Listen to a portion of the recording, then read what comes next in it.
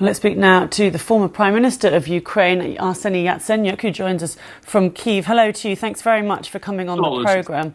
Hi. So we've got this situation where we've had President Trump saying there needs to be some swapping of territories, and now we've got President Zelenskyy saying, well, we're not going to do that.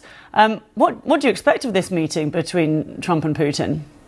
Well, I'm on the same page with President Zelenskyy. It's completely unconstitutional to cede Ukrainian land, and we are not allowed to give any kind of gifts to designated war criminal Putin.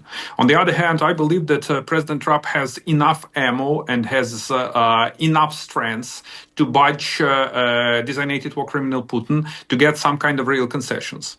The best way is to get unconditional ceasefire, period. Otherwise, for example, if we imagine that someone decides to cede the Ukrainian land to Russia, I mean the eastern part of Ukraine, Putin will definitely move further because he illegally has written down into the Russian constitution another Ukrainian territories. So he will definitely urge and press on Ukraine to cede another territories, another regions.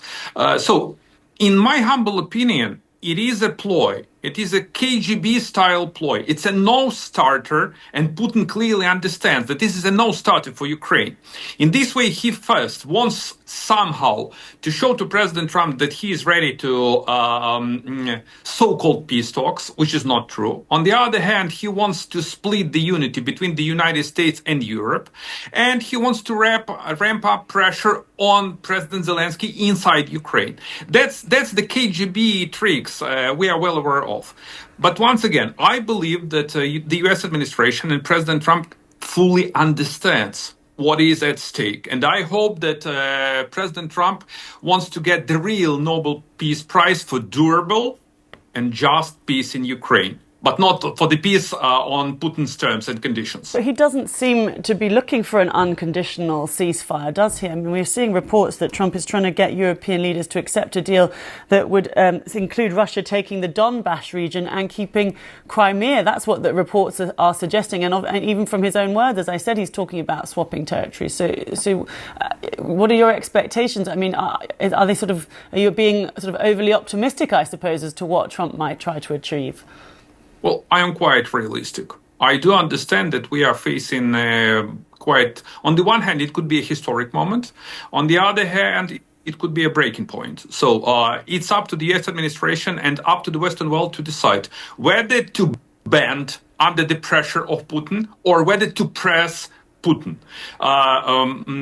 My gut feeling is that the best way for the Western world and for the US administration to present a counterproposal, the counterproposal that I already mentioned, an unconditional ceasefire, and only afterwards we can hold real peace talks after Russia accepts this kind of unconditional ceasefire proposal.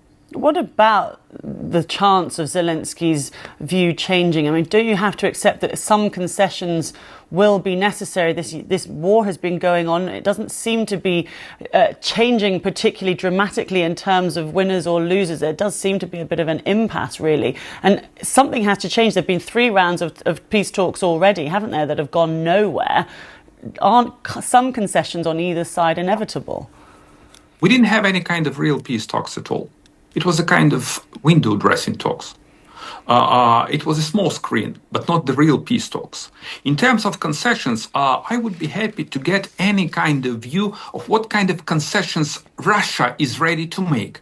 And only afterwards we can elaborate on what is the real diplomatic solution about. But as of now, what is happening right now is Russia is pressing like hell on Ukraine actually to capitulate. So he has changed his calculus, he has changed his scenario, but he hasn't changed his strategic and ultimate goal, is to take over Ukraine and to dismantle EU and NATO unity. I mean, Putin hasn't changed, together with President Xi and together with another pariahs. Well, thank you so much for talking to us. Really appreciate your time. That's former Prime Minister of Ukraine, Yatsenyuk, who's been joining us there from Kyiv. Thank you.